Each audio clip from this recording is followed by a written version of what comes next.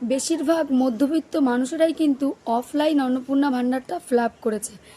তারাই দেখা যাচ্ছে যে ১০০-র ভিতর ৯৫টার বেশি মানুষই কিন্তু টাকা পায়নি। টাকাটা যাদের অরিজিনালি প্রাপ্য, যারা পাওয়ার, যাদের সত্যি দরকার, তারাই কিন্তু এখনও পর্যন্ত টাকাটা পায়নি। কেন পায়নি?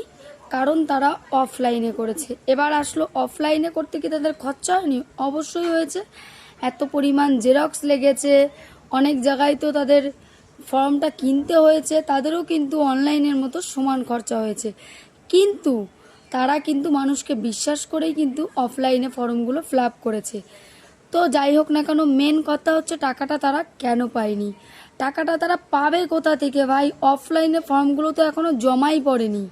আমাদের ভারতীয় জনতা পার্টি তো ১,২০,০০,০০০ মানুষকে তো টাকাটা ছেড়ে দিয়েছে, তারপরেও তারা টাকাগুলো পায়নি। কেন পায়নি?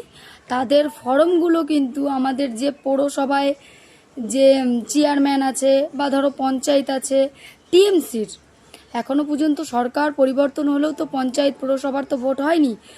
তারা কি করেছে? তারা কিন্তু ফর্মগুলো এন্ট্রি করায়নি, ফর্মগুলো জমাই দেয়নি, যার কারণে অফলাইনের ফর্মগুলো কিন্তু বান্ডিল বান্ডিল এখনও পর্যন্ত পড়ে আছে, জমা পড়েনি।